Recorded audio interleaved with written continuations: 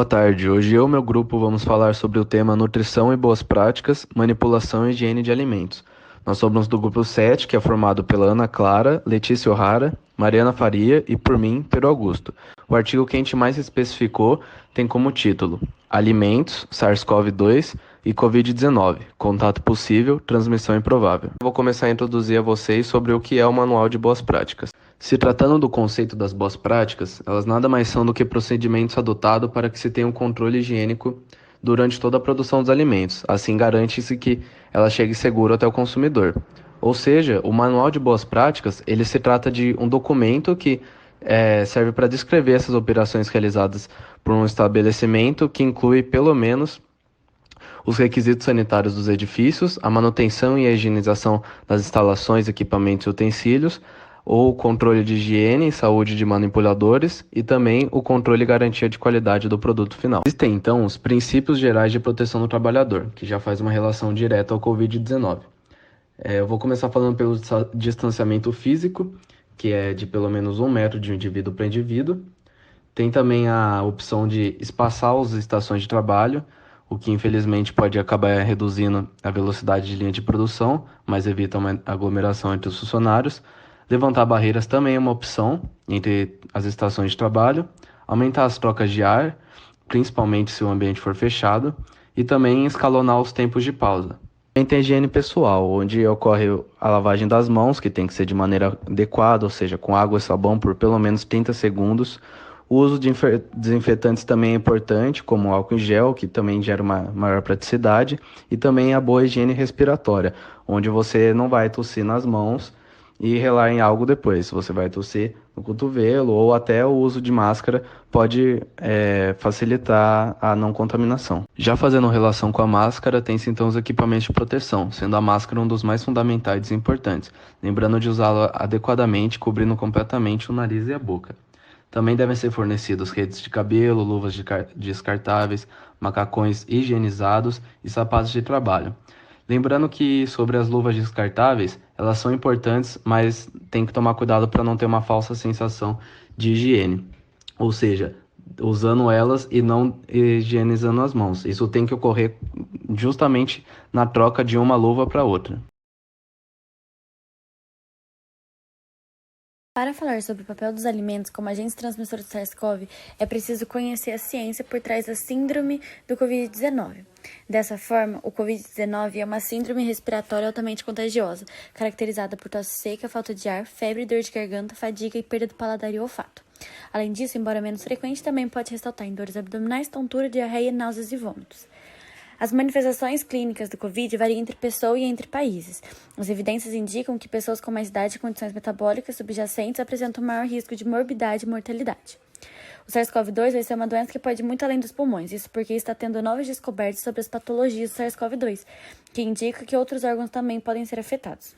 Por ser um vírus respiratório, a via mais importante de transmissão do SARS-CoV-2 é o contato pessoa a pessoa, através de gotículas e aerosóis expelidos no meio ambiente pelo nariz e boca de indivíduos que têm o vírus nas vias aéreas, ao tossir, espirrar, falar e até respirar.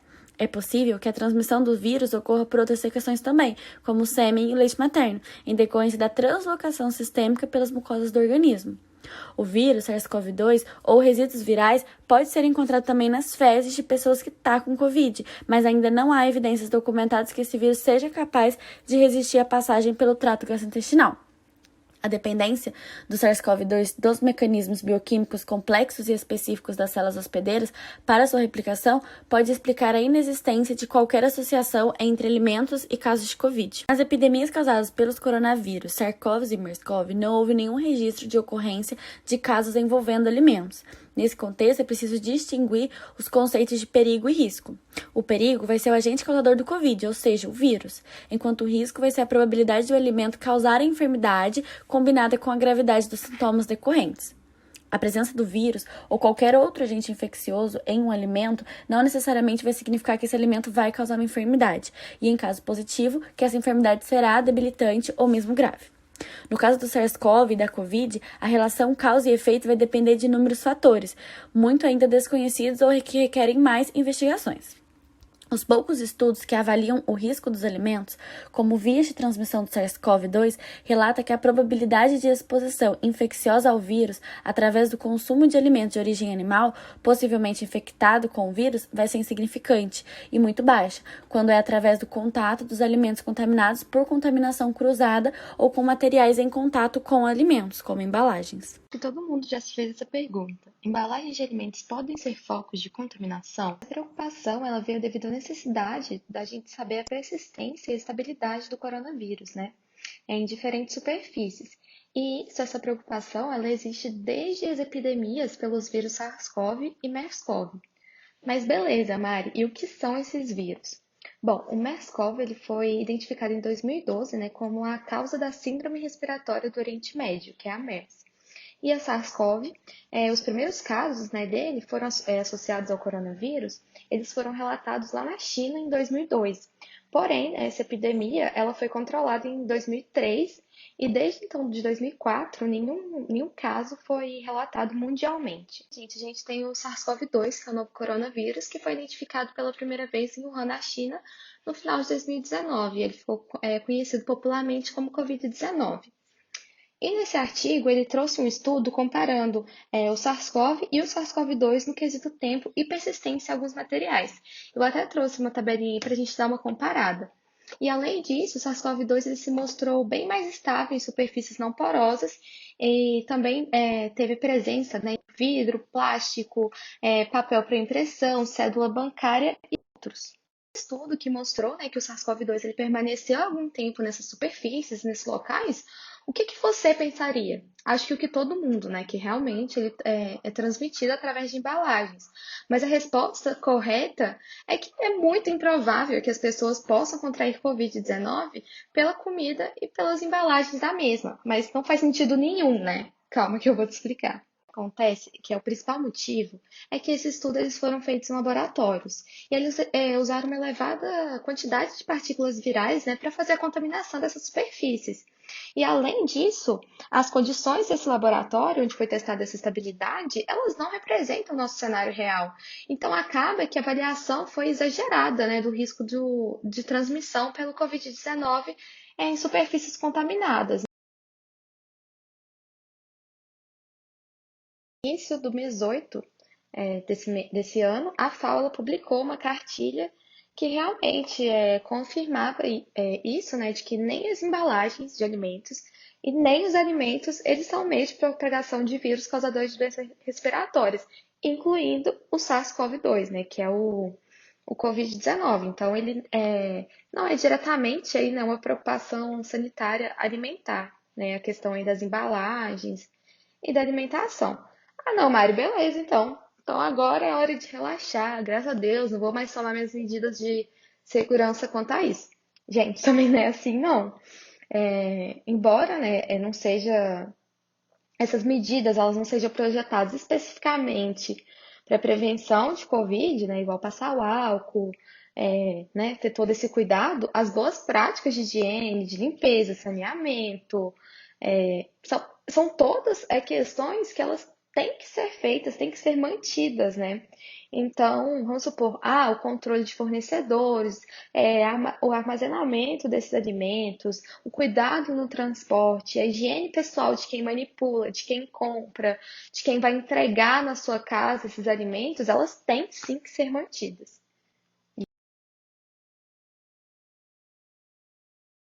Medidas preventivas simples relacionadas à higiene dos alimentos, do ambiente e das mãos devem ser implementadas por todos os atores da cadeia de produção alimentícia, para que mantenham o SARS-CoV-2 e outros micro-organismos patogênicos longe do ambiente de produção e da mesa do consumidor.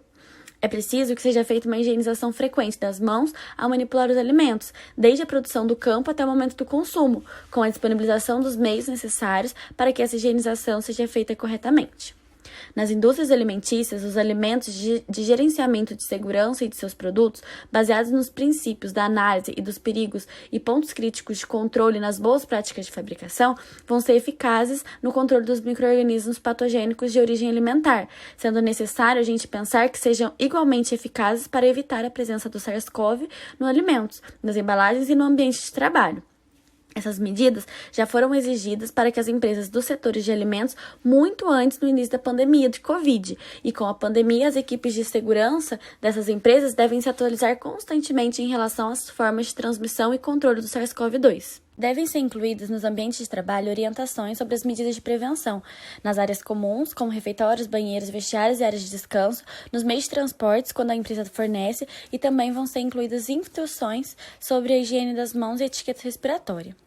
Quanto aos trabalhadores, deve-se estabelecer ação para a identificação precoce do afastamento daqueles que apresentarem sinais e sintomas compatíveis com o da Covid, bem como os procedimentos para que os trabalhadores possam reportar esses sinais à empresa, incluindo pessoas em contato com esses funcionários.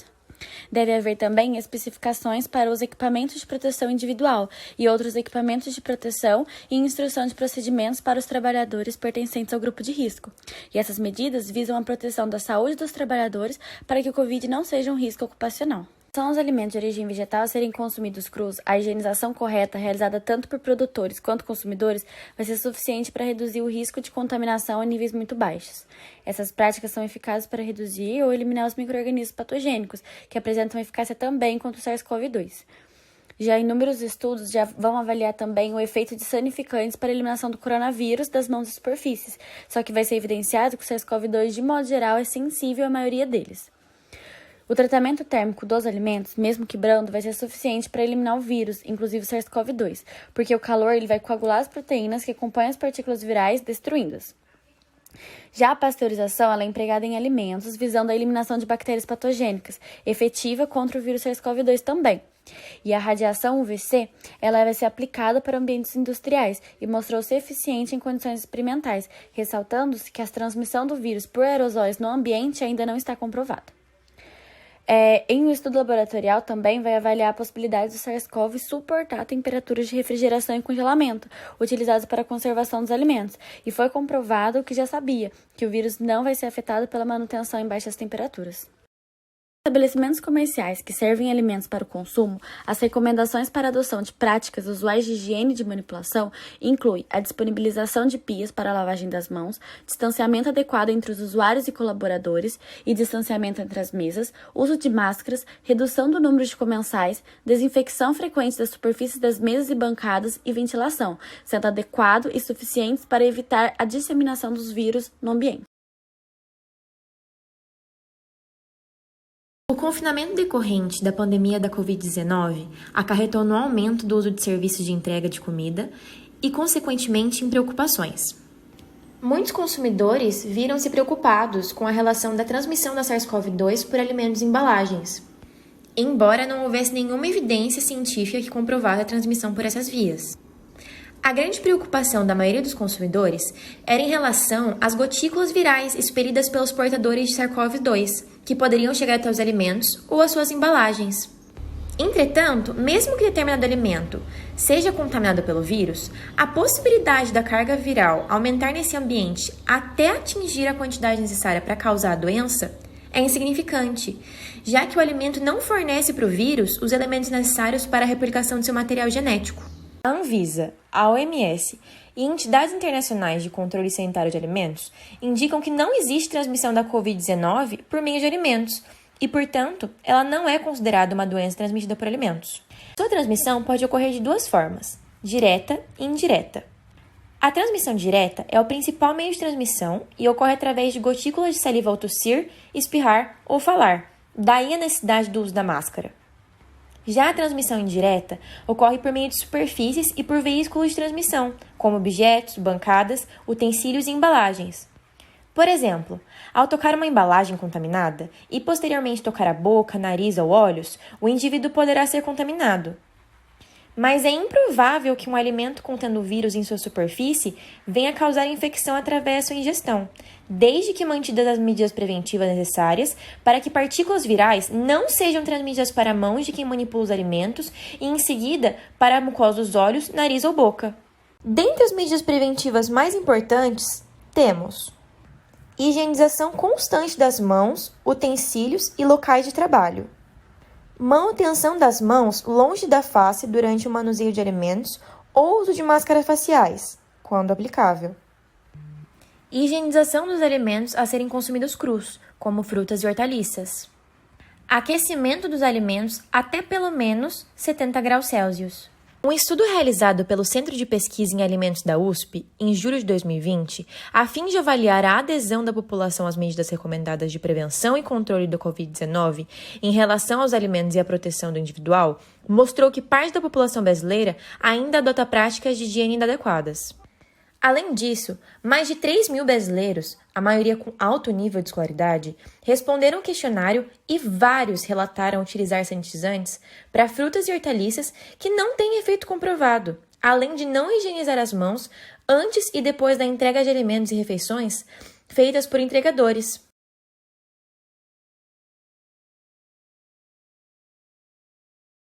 Concluindo o trabalho, a gente sabe que a pandemia do Covid-19 não só trouxe uma preocupação na parte da saúde para a população, como também econômica.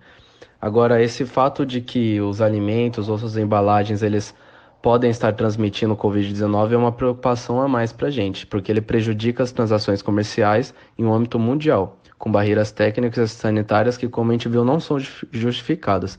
Então, de acordo com esse entendimento equivocado, países eles estão restringindo as importações de alimentos e também testando produtos para verificar se eles estão isentos ou não do vírus. E de acordo com o que a gente sabe, esses controles não se justificam, até porque não há nenhuma evidência documentada de que alimentos sejam causadores de Covid-19. E, além disso, a própria adoção das boas práticas de fabricação pelos produtores de alimentos, como a gente já viu, elas já asseguram esse risco insignificante da transmissão dos alimentos. Então, resumindo, para a proteção da sua saúde, o indivíduo tem simplesmente que seguir as recomendações nacionais e internacionais da proteção individual. Esse foi o trabalho apresentado pelo Grupo 7, espero que tenham gostado, e é isso, muito obrigado.